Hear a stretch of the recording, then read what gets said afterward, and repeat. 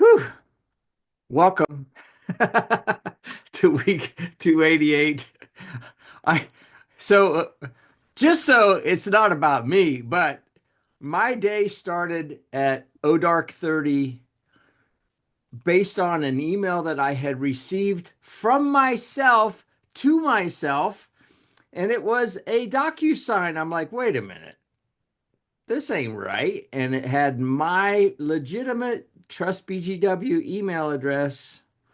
I'm like, uh-oh. So I went to bed because it was late and then wake up early and I got another one. I'm like, this ain't good. So I reach out to our help desk and they're like, did you try doing a bunch of sign-ins and failing? Like, nope. So somebody with a lot of creativity and talent that was misplaced wrecked my day. That's why I'm calling from here today because I finally am back into my systems. But yikes, that's crazy. So week 288, and yeah, note takers are on. I've been notified. By the way, got word from one of your former associates, Andrew Bosserman, sent. Like I love his little weekly updates or whenever he sends them. He's just funny and he's got good stuff. But he had a note taker that doesn't clog up all your stuff that he recommended. I'll have to find it and I'll put it in the chat. But nonetheless, Adam's back in the office, and I wish I was back there right now, but I've been dealing with IT issues. So anyway, but thank the good Lord and our good IT team, we got that resolved. So anyway, um, I know that Jack has some fun little goodies because one of the things we're going to talk about is succession planning and that succession readiness and that sort of thing. So he has a checklist that is going to require you get a little notepad and paper. We're going to do this old school. There is some like something about with our brains. They did this study that I just read recently on a bunch of Japanese people, and they were talking about people that had kind of they had avoided the Alzheimer mess or whatever, and they looked at all of their commonalities, and it wasn't diet, it wasn't exercise. Yeah, those things are important, but it had to do with the physical act of writing versus typing. Interesting. I thought that was really interesting. So it's just even more validation for why I like my. But there's something about with our brain, with the physical act of writing versus typing. Now I like writing my copy and stuff with a keyboard, but I like taking notes with this. So, and it was like 20 minutes a day, something like that is what I saw. Now it had to be true. It was on the internet. So who knows? But before we get into the succession readiness checklist that Jack is going to share with all of us, which will be fun, little class participation. Adam, any rants, ravings, observations? You were at Clemson yesterday, which is cool. Go Tigers.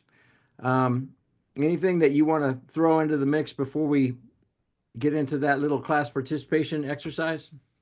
Sure. And Jack, if you don't mind, I've got a story to share before we get into the top. So in other words, we want to go rant, and then if I could share a story before Okay, you yeah, get into go the for it. before someone would think that maybe we should talk ahead of time before this That's gets okay. I'll go going. get some coffee or something. So go ahead. Yeah. So, two funny things. One is one of our clients and a good friend, Steve Starr, was telling me a story one time about how he was on a fishing trip at an extremely high-end lodge, I think in Montana or someplace like that. And it was one of those like, hey, get together, there's going to be a celebrity there. And I think he said his celebrity was Dabo Sweeney. And Oh, wow.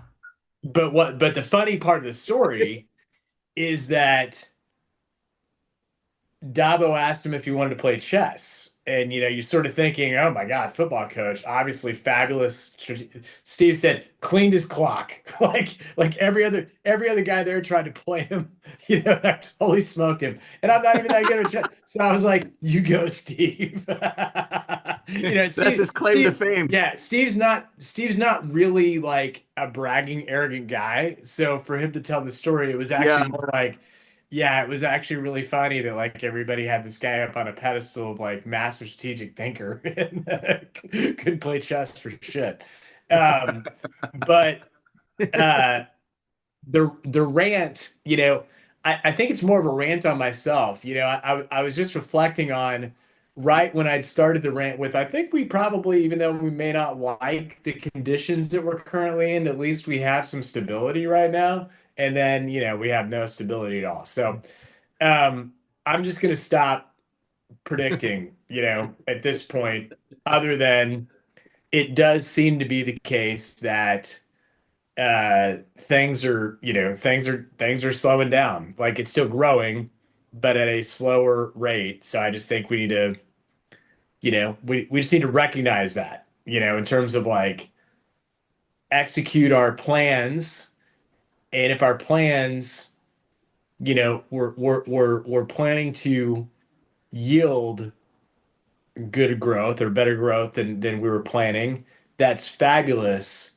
But otherwise, just thinking, well, I mean, geez, the economy is good, so I'll be good without a plan. It's like that actually has worked for a long time.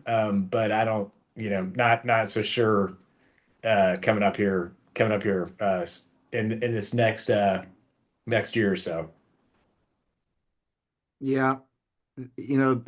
I saw a thing from a friend of mine that is retired, but has been all over the world with running companies and whatever. And he said that, and he had been in some big banks as well. And he said something about when people are trying to figure out every scenario, they'll still miss it, but focusing on being able to adapt quickly is far more important. And I think that's right. We could try to hypothesize every scenario to be prepared for, but it's like, hey, get ready on the basics and be ready to adapt because we all did that during COVID. At Yeah. least those of us that are still on here. Some people didn't, and they probably aren't on here. Um, so, anything else besides that, Adam? Not until I tell my story. Rant complete. Well, tell your story. Oh, okay. Is that okay with you, Jack? All right. Um, well, it's just more related to the topic that we're going to cover today. And you know the the teaser said, everybody starts thinking about succession planning when it's too late. And the thing that immediately comes to mind with that is because you're sick and dying or you died. Yeah. Therefore it was too late. But what we're going to hit on more thematically today is around what was the unintended consequence of not thinking about it years prior to a transaction. And again, the ultimate test is, well, I don't know, Gary, how long is your employment contract and your tie-up? Because that's probably going to be directly correlated to the business's ability to run itself. And it's like, you hear that as an owner and you think, yeah, no, I get it, but I think I could still live with those consequences, or like maybe I'll be the guy who can actually negotiate my way out of that, despite what you're saying. Like, I'll be the one. Like, you don't understand, Jack. I'm a really good negotiator. I'll be the guy. Don't worry about me. I know that might have been Gary's problem, but I won't have that problem. Like, you don't understand what a salesperson I am. Gary's business sucked. That won't apply to me.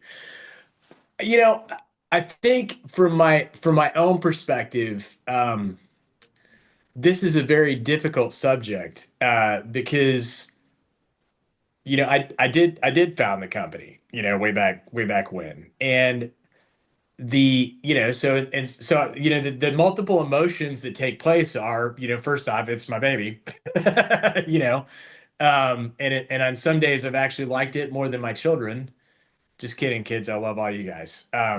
But the so you just got that whole emotional thing to deal with. There's the ego emotion to deal with in terms of like, am I actually willing to let someone else make a decision? Like let me just get brutally honest about, am I willing to allow someone else to make a decision before I'm forced to let somebody else make a decision? Because when I sell the company and now I'm working for somebody else as part of my buyout, I have abdicated the right to make decisions anymore. And if you just think about it, I'm going to be much better prepared for that if I haven't been making decisions for a long time. Rather than, oh, the music stopped. Now I'm no longer making the decisions. And if you kind of go back to the default position of, you know, hey, don't worry, I'm terminally. No, I totally get that, Gary, and Jack, but don't worry. I know that, I'll be good when the time comes. Like now that I'm aware, I will be good when the time comes. And then it hits you and it's like a smack in the face. I think the third thing really to think about is that, you know, because, because it's just so difficult to figure out, well, what do I give up and what am I willing to tolerate in terms of the process of giving that up? Because like giving stuff up is messy. It's very much like, Hmm. as the people that have kids, giving up decision making is very much like being the passenger in the car with your kid that just got the learner's permit. I mean, like, I don't mean that like it can sound very derogatory It's in the sense of scary. like, well, these are adults, like they should, like in my case, they have master's degrees in accounting, like one would think that they would have the ability to make this but yet that's exactly how it feels. No, no, turn there. God, are you gonna stop at that stoplight? Yeah. Jesus Christ. While you're pumping the emergency brake on the Yeah, and passenger I'm seat, like, right? Yeah. where's the wrench so I can detach the steering wheel and get it on my side of the car? So like it's just a very, it's a very real feeling of like I'm now going to I'm going to entrust, and again, in some respects, it's even worse because like, hey, at least the kid wrecks, I'm going down with him. Like in this case, like I'm actually putting my family's financial future in Gary's hands. Which in some respects you do every day when you have, employees and you have to coach and manage them. But when you're really giving them the autonomy to make decisions and make mistakes, it just kind of elevates it to a new level. And the problem is, nobody gives you an exact clear roadmap on exactly what you should give up. So like, I'm a member of Vistage, and this is a topic that I've discussed very much so with my chair, Dave Zerfas. And it's like, well, I mean, you just need to, help your team learn to make better decisions. It's like, where's the book on that? like there's no book on that. Like there's no instruction manual, in terms of so, what we did is we just picked areas, like what are areas where I should not be involved with anymore, and let's kind of see how it goes. But it's hard, it's really like in my case, a lot of times I actually just had to stop showing up to stuff because I was incapable of keeping my mouth shut. So like the problem literally was me and not having the ability to keep my mouth shut. So it You've done a pretty good job, though. It's taken a while, but you've done a pretty it good job. But but that it's did so work. it That yeah, did it's work. so hard. Like sometimes that's actually the easiest solution is just to remove myself from the situation. So but at the same time, you get a little bit of the scary thought of like, well, then what am I like? What value am I going to bring to the organization? Because you still have a responsibility to it. And what I would say, having done some elements of it, it it is a little difficult in the sense of like I'm actually comfortable with the decision making. Things are going great. Now I have these free blocks of time. What will I do with myself? I need to put some structure into the unstructured time, which is finally that thinking time. But the thing is, it's a lot like, when you were in a toxic relationship and you actually just didn't know how toxic it was until you were out of the relationship and you're like, "Oh my God." Like it's unbelievable how much less stressed I am now because I'm not in a toxic relationship anymore. I think the delegation thing, for me at least, is work kind of very similar. It's like, wow, so this is what it's like to actually have the ability to have some ideas. I never knew, so like you you never know like what you're going to come up with now that you have the time. Independent of like the math, like is it better for me to be deciding everything or is it better for me to empower 10 people to decide stuff and have the leverage of 10 people deciding stuff instead of one person? So anyway, soapbox complete. It's Jack's show now. So, first of all, two things. Matt kind of does a yes and amen here. He says empowering your group to make decisions is key and possible when it's safe to say and safe to learn. The owner founder is the key to keeping that culture. I would agree with that. Um, and I would also say that, Adam, like there's a fine line between delegation and abdication. Because I think it's easy to go, well, I didn't do it, so you guys do it, but that's kind of abdication. Delegation is actually putting it on the hands in the hands of your team, but then also asking for accountability and updates, not micromanagement. Like there's a fine line in there. Um, but Adam did that, like you started that a few years ago, probably 5 years ago, uh, in our budgeting process. Hey, as the owner and the founder of this thing, the largest shareholder, um, you had a vested interest in having us budget the way you wanted us to budget, but you delegated that to us, pushed it down to us. And how close have we gotten in the last few years? Yeah, so when Adam was in charge of the budgeting process, a great year was we landed within about 85 to 90%. Once I stopped being involved, one year we were at like 100.3%, and we've never been less than 3%. So like clearly, not only was it a better idea to give it up and delegate it, but I was incompetent at it. Yeah. But Uh, you the know, as key we went through, is, yeah, as we went through our own transaction, though, you know how reassuring it was to say, "Don't worry, we're very good at budgeting, and here's the track record of our performance of actually yeah. meeting it." They're like, "Holy shit, that's kind of best in class." It's like, yeah, because I'm not doing it. you know. And here's the point. It wasn't because you were terrible at it, but you're always going to be better when you have a buy-in and ownership from other people that are responsible for their respective areas versus a top-down, this is what it is from on high, and you're going to hit it. I think that's the point. So anyway, I mean, that is real world example.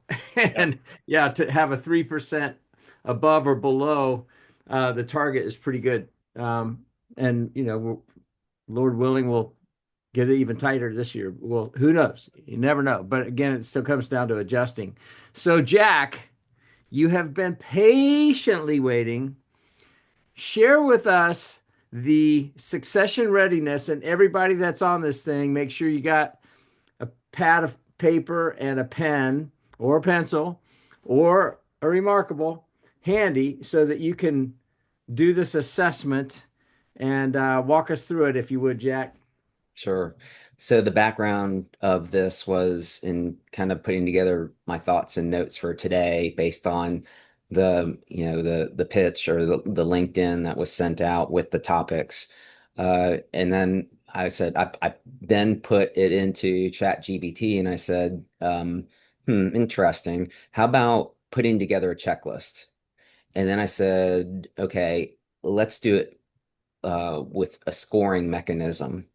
And so it did it. And I wanted to go through and see how you guys score, just to do something different than us talking the entire time. I like it. So Let me share my screen. Okay, so this is what it put together. Um, So it, called it Succession Readiness Checklist, the January Buyer Psychology Series. Um, so it says checklist helps owners evaluate whether their company appears protectable or rebuild required, transferable, or owner dependent, and confident or cornered to potential buyers. That may sound familiar because those are the topics that we said we were going to talk about today. Um, so the way this works is that I know it's large on my screen, but let me get it larger. All right. So there's a list of questions, and what you're supposed to do is check the box if you feel like those statements are applicable to you, and then you're going to score each set of questions. There's 5 sets, and then you're going to have a total score, and then you'll have a rating. Okay. So segment number 1. All right, owner dependence and leadership depth. So if you feel like that someone other than you runs the day-to-day operations, give yourself a check. If at least 2 leaders could replace me in an emergency, give yourself a check. If customers would stay if I stepped away, give yourself a check. If pricing decisions don't require your approval, give yourself a check. Strategic planning happens without me driving every detail, and my absence for 90 days would not stall growth. So scoring between 0 and 6, because there's 6 questions. Give yourself, just mark whether it's a 0 or 6 and keep that in mind. And hopefully all of us can do a little bit of addition math. Still, we haven't become totally dependent upon our phones. And I say that for me personally. Sometimes it's just like, okay, Yeah. well, yeah, just add, Can you carry the one. can you go back to Yeah, yeah. that? Yep. Um, so it's, you know, clearly this doesn't apply to an attorney of Jack's caliber, but maybe, Allegedly. yeah, maybe to other attorneys. My point in saying all this is like, hey, I don't necessarily have to apply this just as a business owner. Like this actually like applies to Jack, in some respects, in the sense of like, how is he doing? A client continuity, so it does this does apply. Like, in other words, you can take these same questions and also have them be applicable to a key employee, with limited modification, and just thinking through your own, kind of comprehensively, right? So anyway, I'll shut up now. Jack, you No, can get great a Kleenex. points. That's You can good. get a Yeah, Kleenex great yourself now. points. And there's counter points to all this or risks. So for example, since we're using my law firm allegedly, um, for me, when I bring in my colleagues that are younger than me, and I allow them into the relationship with my clients, so my customers, there's a risk that if, let's say, they go elsewhere, that they may take those clients with them.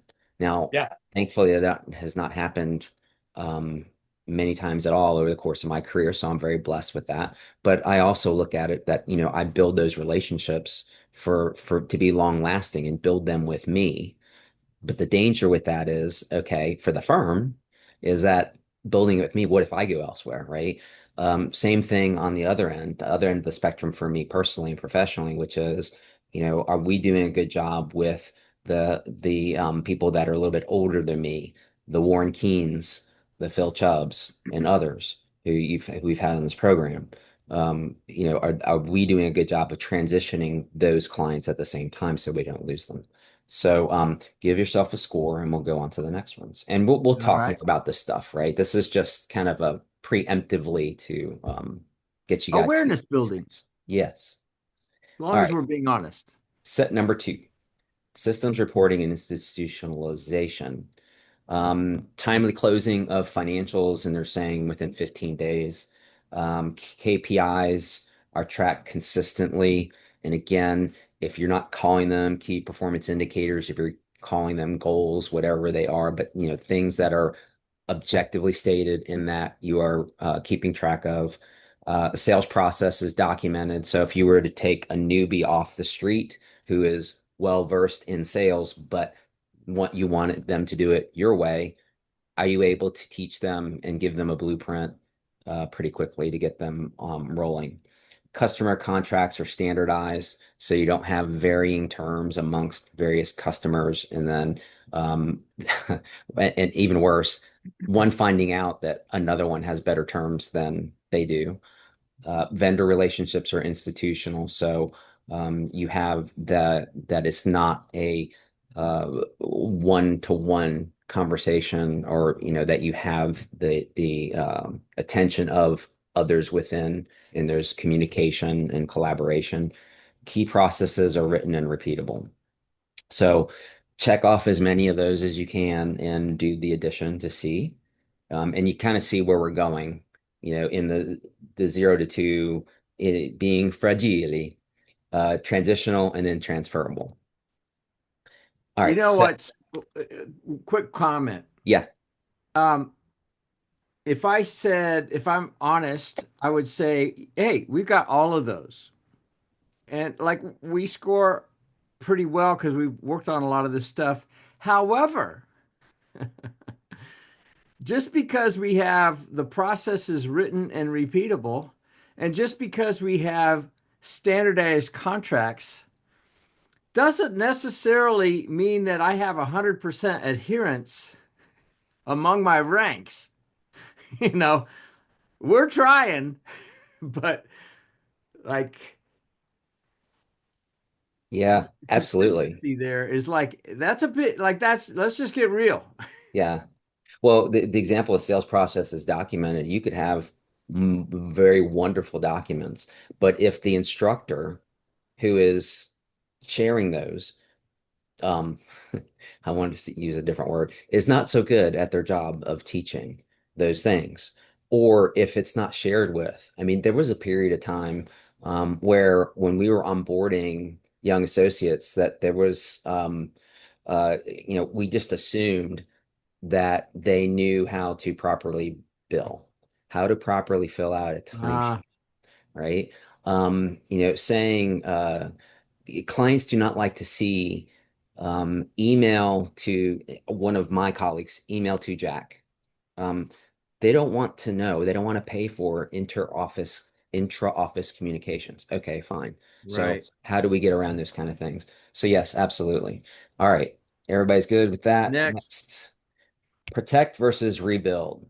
So leadership team is a selling point that your LT, and it doesn't have to be 6, 7 people, just the people who are running the business, is that they feel good about the leadership team.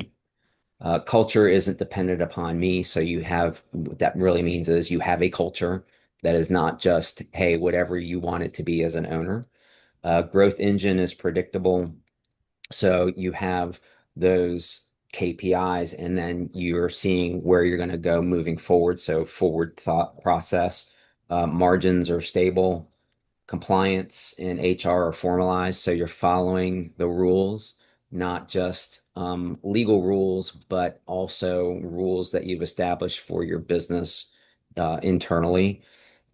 Decision rights are clear. So who gets to make certain decisions? Have you empowered somebody that maybe shouldn't have been empowered? And if you have, are there um, balances, checks and balances for that, so that you don't find out that someone down the road decided to, instead of giving a 2-year warranty, gave a 10-year warranty. And then you first found that out when the buyer's due diligence legal team is going through documents, and they see that the 2-year has been scratched out. It says 10-year, and both parties have initialed it on your standard contract. All right. Mm. So do the math on number 3. Let's go to bucket number 4, optionality and strategic freedom. I could pursue a sale or pause one comfortably. So it isn't that, and this recently happened. Had a client last year got jilted once, and then this year got jilted again. And not because of their fault. It's because of Oh, wow. the people on the other side, the private equity group, that was trying to play games, and we're trying to figure out if they were trying to be sneaky and get some competitive telemetry. So we're in the process of looking into that. But the ability to say, okay, you know what, if it's not the right deal, then I don't have to sell. I'm not that desperate, even though it may be time to sell. Maybe I may want to go into retirement, but so it's not saying that you don't have other options. Like you could put in a general manager or somebody to run the business, a chief operating officer, a true CEO, and you become a board director, a board member, or in some sort of supervisory capacity.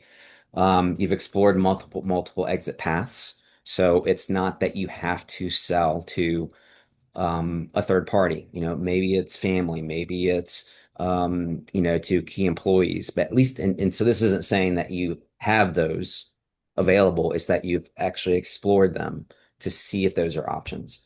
Internal successor is identified.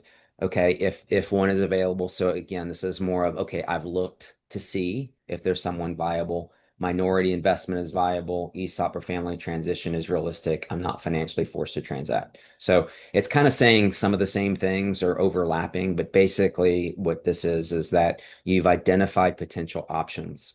And if you don't have those, then maybe you should be thinking about them. So maybe you hadn't thought about that key employee or group of key employees that have been with you for a while as being someone to transition to.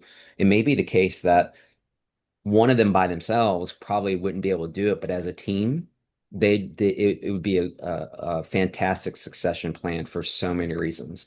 Continuity of customers, continuity of vendors, continuity of employees, all those things. All right, so count your check marks on that. Going. All right, bucket number 5. Transition planning and control. Actually, okay, yeah. Thought there was only 5. All right. Transition timeline is thought through. So it isn't that you woke up one day after having a dream of playing on the golf course that you decided, you know what, it's time to sell. Some people do that and they work through that, but really to one of Adam's points earlier, which is, you need to be thinking about this well in advance of actually implementing the plan, getting to closing, but before get serious about looking for buyers, reviewing LOIs and continuing on with the transaction. Post-close role has been considered, that you know what you're going to be doing post-close, that are you going to go on the golf course? Are you going to stick around voluntarily or involuntarily? Are you going to have seller's remorse? That's a tough one. It's okay. Again, to one of Adam's points, it's your baby in many cases, and that okay. As soon as things are being done a little differently in that first month after closing, second month after closing, you're like, wait a minute, and you're like, we used to do it this way, and it seemed to work. So, have you considered not changing what we've been doing, all of us have been doing for the past 10 years? Governance expectations are clear. So, very established lines of management.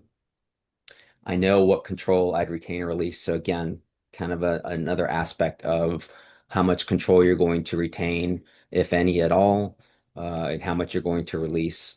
Advisors are identified, so you know the people who are going to be helping you and not searching for them or asking people, your friends, neighbors, others, hey, do you have a good attorney? Do you have a good CPA? Do you have someone that can do a business analysis and valuation? Estate and tax planning is coordinated. A lot of times this is on the back burner. It's like, okay, you know what? We'll figure that stuff out after we actually get the money. Yeah. And, No.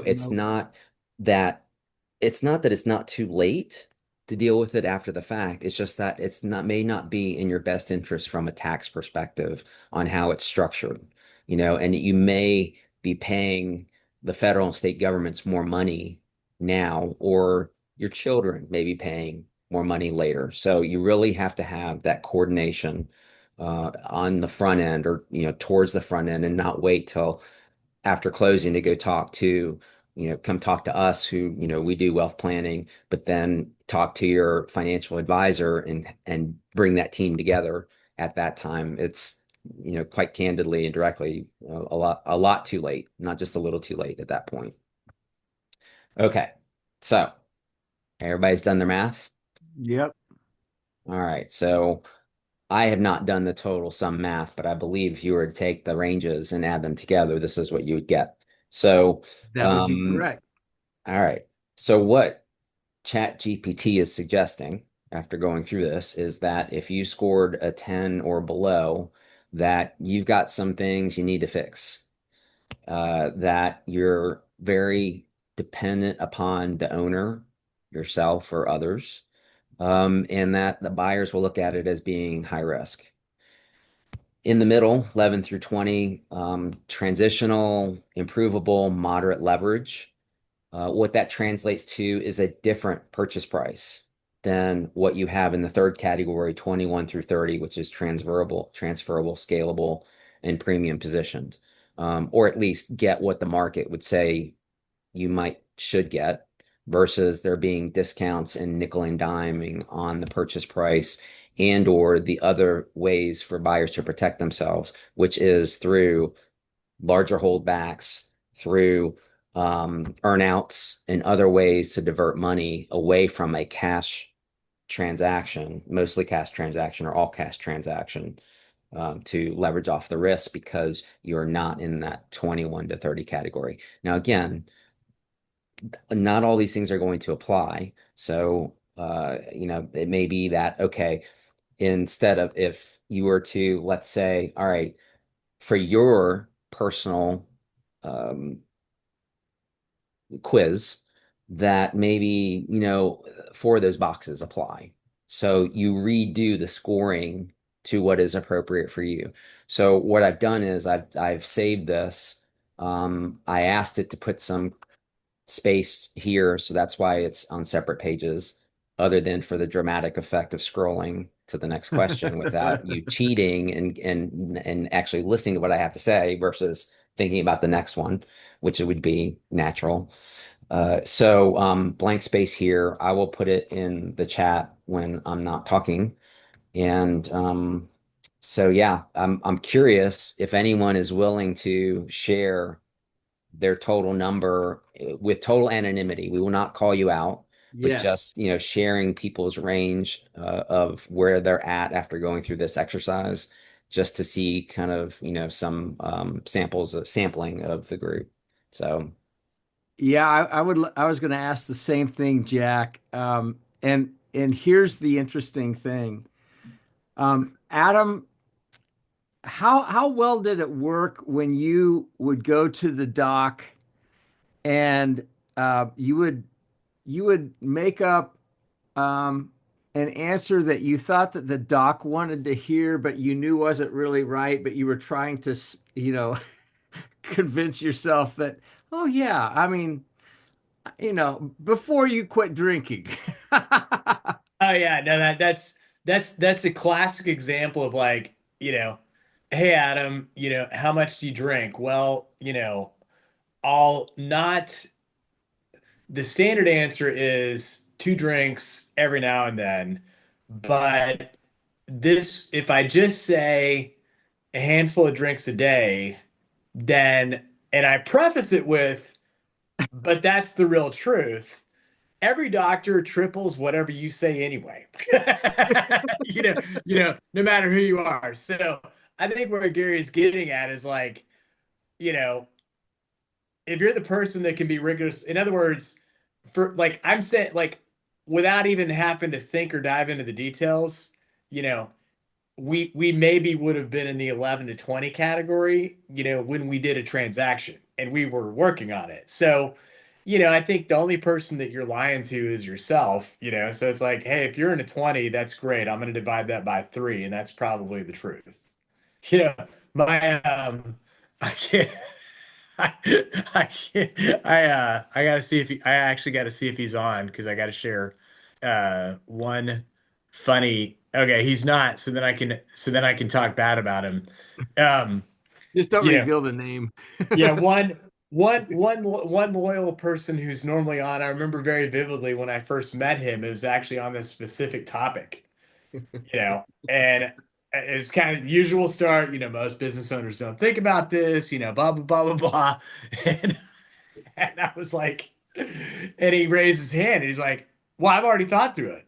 And I'm like, great. Literally, that's the first comment as I'm giving a 10-minute overview on the importance of succession planning. And I've tried to follow questions about like, is it written? Is it, does the recipient, so it's like I finally got somewhere with him. And I want to say like a year later, he apologized and he's like, yeah, I thought that I had something, realized it was all in my head. I hadn't told anybody. And even what I had in my head wasn't right.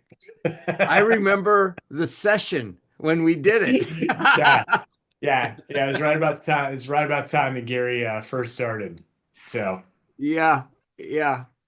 No, but I think the point is you've got to get brutally honest with yourself because even if you don't and you try to fool yourself, when you go into a transaction, it is the drop your drawers time. I mean, it's like you're exposed whether you like it or not, and like it's much better to prepare than fool yourself and then feel embarrassed.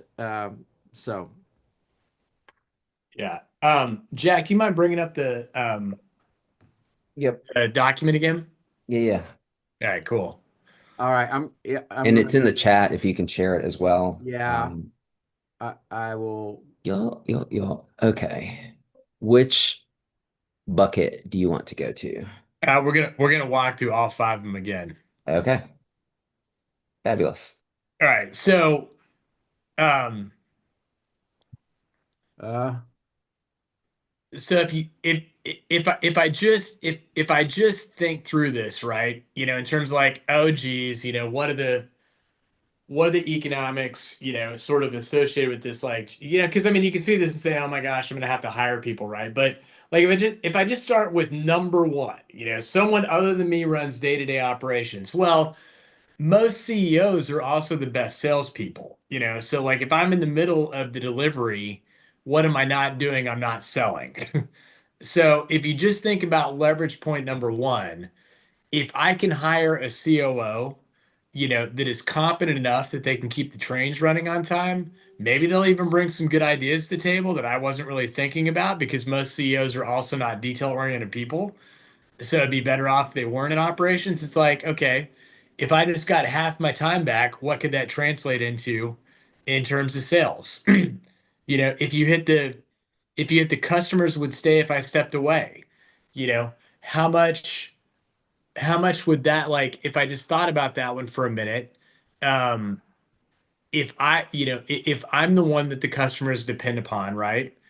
Imagine what would happen if instead of just one person customers depended upon, they depended upon 10 people. In other words, I created 10 me's, because I took the time to actually train, me's. And then the pricing decisions are really one of my favorites because, like, you know, as proud as we all are about, oh, geez, we have a quality product, Gary. It's quality product, quality product. Guess who else is also one of the worst people about pricing his own work? It's this guy. It's I because, can like, testify to that. yeah, I mean, like, like, that was just another eye opener. It's like when I disassociated myself from having to ask people for money, it's like, it's amazing, how close we got to what the fair market value of what our services for were. I apologize to everybody that had a price increase because of that. But in reality, it's like, look, I kind of want to make it work. And, at the end of the day, I'm still the scared guy sitting out in his car going to the Chamber of Commerce event, wondering how the hell he's going to make his mortgage.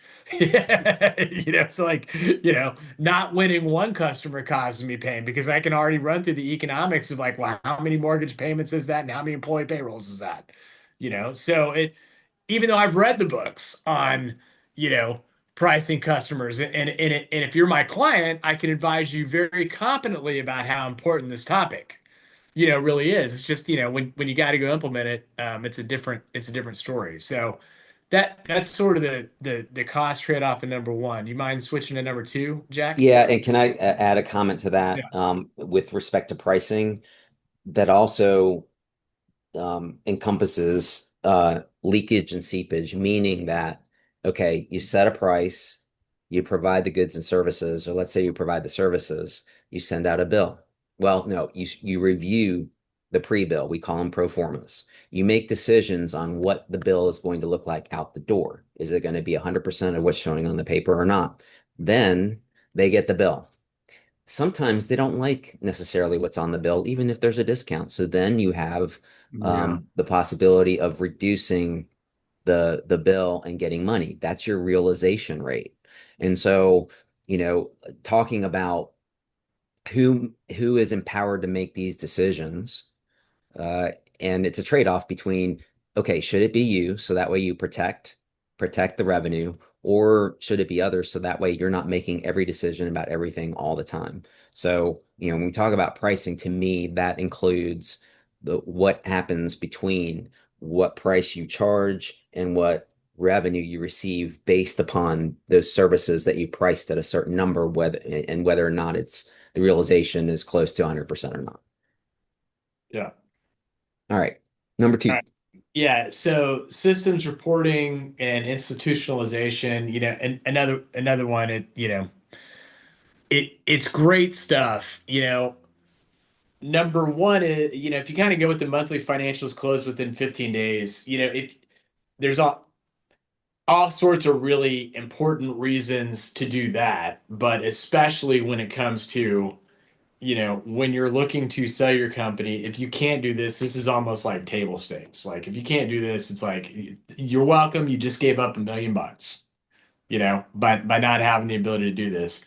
I think the sales processes are documented. If we think about this one, um, most companies, if they thought about the dials that they could turn, it ultimately does come down to sales. But within sales, it comes down to how do I increase my at bats, meaning like I want more times at the plate, and how do I increase my close percentage? And that really, like, that's where this comes from, is actually documenting how to get the at bats and how to increase the close percentage as your dials to turn. It's like versus just, hey, because Jack's a good dude and he's got a Rolodex, right?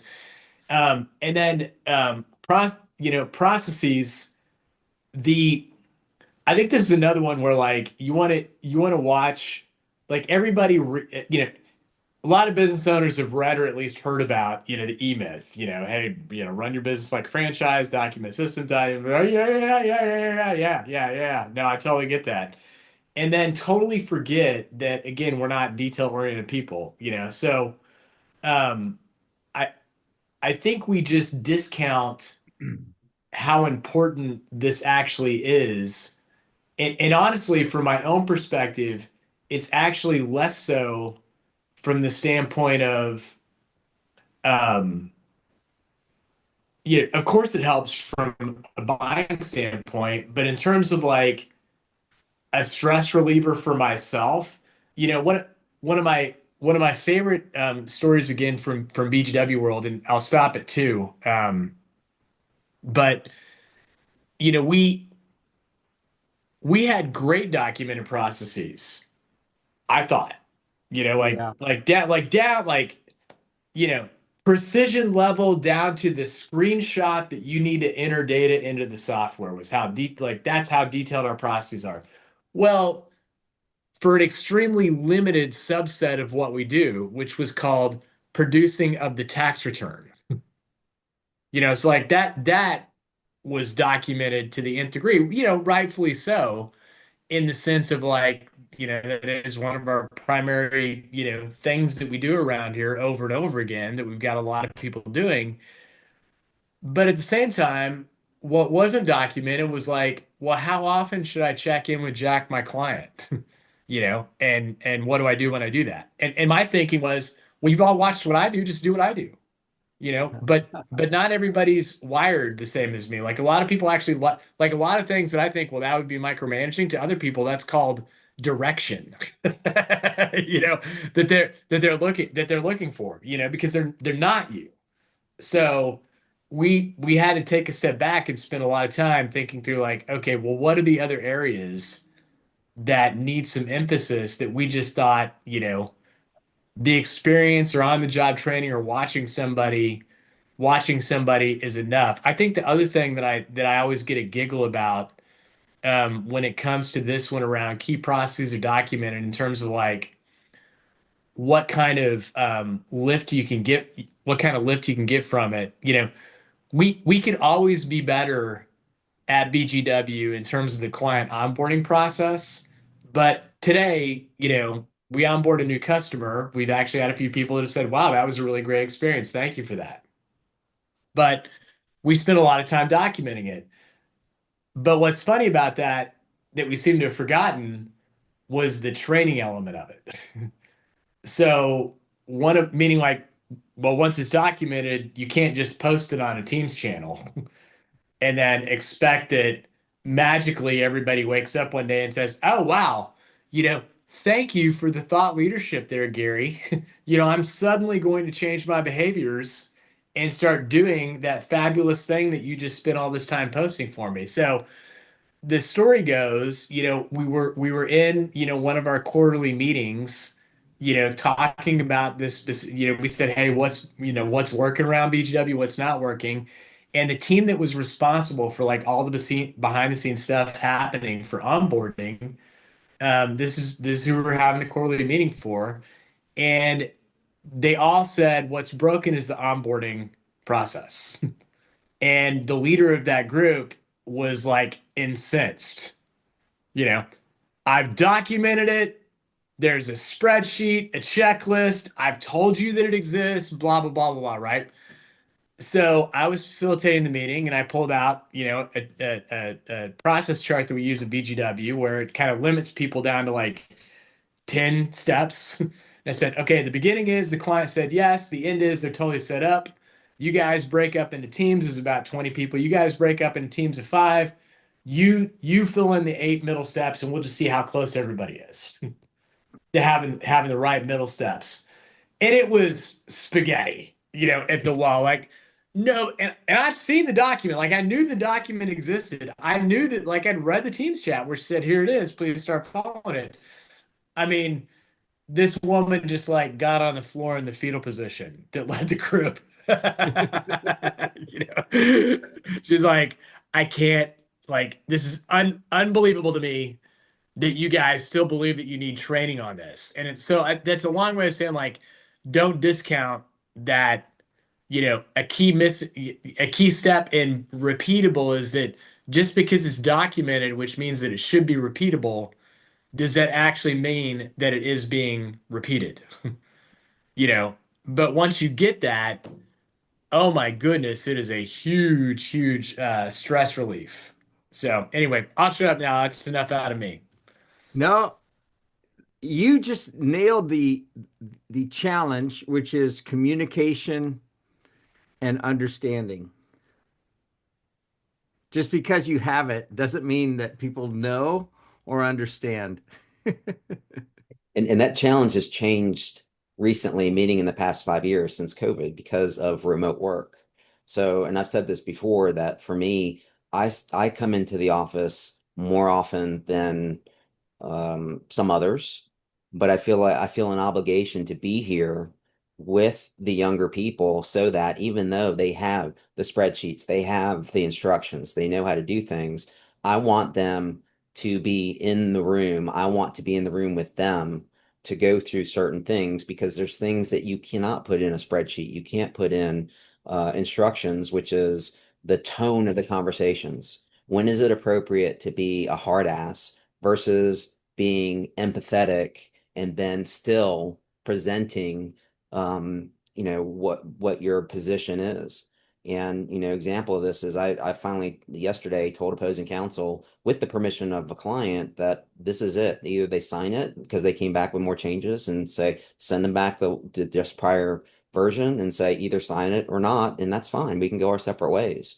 And they came back and said, oh, okay, well, we talked with our legal and we're fine with it. I'm like, okay, what's the Oh, problem? you were serious about Yeah. that. But I mean, in other circumstances, it maybe if I took that position, they may say, okay, yeah, thanks. We'll see ya. Let us know if you want to reengage, so they'll flip it around. And so, just knowing those things and having those experiences. But again, with remote work, it becomes kind of a challenge. So, all right, we have a Yeah, few that's a minutes great left. Do you want to point. go into bucket number three? Um, yeah, actually, yeah. So this is another one. You know, these would seem to be pretty clear. But I'll get to the one that was a new eye opener to me. Um, Compliance and HR are formalized. So, and by that in BGW, that means less so like, well, of course I have the I-9s on all the employees, right? This is more specifically around like, okay, I've got someone who's not necessarily where I would like them to be from a performance standpoint. How do I either coach them up or coach them out quickly? So when so the problem that every organization has that doesn't have a bright line on this is that Gary is like, dude, we need to walk in tomorrow and can their ass, no severance, you know. And then Adam's like, they got a family. Let's give them another chance. We've really been clear, about what, you know, what they're doing wrong. Maybe there's a different, in other words, like we're not in alignment right out of the gate. So because we're not in alignment, guess what we do? We do nothing. you know, so Gary's given up. Adam's a sissy. He's never going to do anything. Adam's like, well, I'm giving him a chance. I'm giving him a chance. That gets very real. Like, in other words, like I can say that now because I'm like, well, they are providing some value. Nobody else is having to do their job, blah, blah, blah, blah, blah.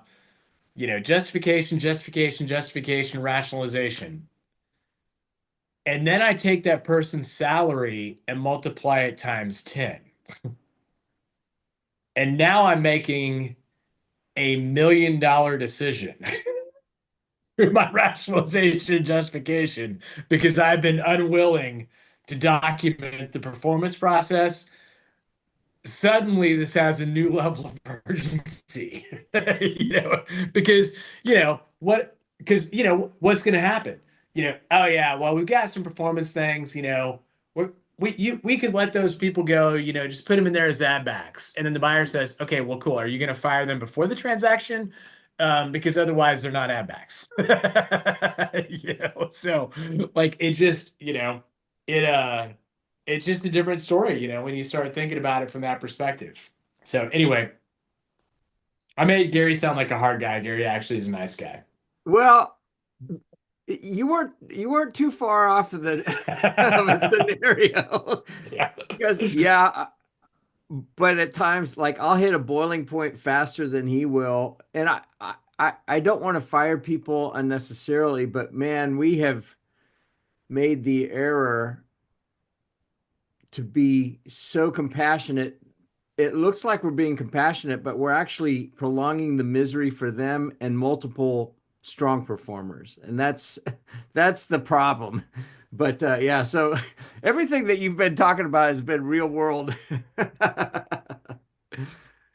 So in the 1 minute we have left, I want to reemphasize something because it was what was in our LinkedIn, and it was protecting versus reshaping. And the thought was that buyers put sellers in kind of two initial buckets, and it's the things that they see that they can hold on to, that they will protect, that they will continue moving forward, and the things that need to be fixed. So in protectable is things, your scalable, institutional, repeatable things that we've talked about. Things that need to be fixed, meaning you're risky, centralized, undocumented, founder driven. um, Protectable traits, autonomous leadership, second tier managers, repeatable customer acquisition, stable vendor contracts, predictable margins. Again, we've talked a lot about those things. The fix it traits, owner approves everything, sales tied to personal relationships, unclear authority, informal HR, and tribal knowledge. So those are kind of in summary, a lot of things that we've talked about, putting them into the fix it versus protectable buckets that we've um, submitted to you as being a topic. Good. I think we're good. Thank you, everybody, for joining us for week 288. That means we're only 12 weeks away from the 300th week anniversary. Put it on your calendar, the 23rd of April, the Hamilton, the karaoke lounge at the Hamilton. And we're going to mix it up a little bit more this year, but it'll still be a ton of fun. So put it on your calendar. Come and join us that morning. And then we'll still go live at 11 o'clock for anybody that is remote. We will put this up on the BGW YouTube channel this afternoon. Same way with Shoemakers. Got their channel rocking and rolling. So thanks for sharing this. I thought this was really good. I actually scored us higher than Adam would have. So that would have been a good balance. Anyway, that was really helpful. And thanks for being on there. Hopefully, everybody got that and downloaded the succession readiness checklist that I uploaded to everybody. Um, so pick it up now or you're going to lose it. So here we go. You all have a wonderful day. Stay warm and keep the snow shovel handy, I guess, for the weekend, right? Yes. Yes. And Yes. Thank you, guys. see you guys. All right. Bye bye. See you guys.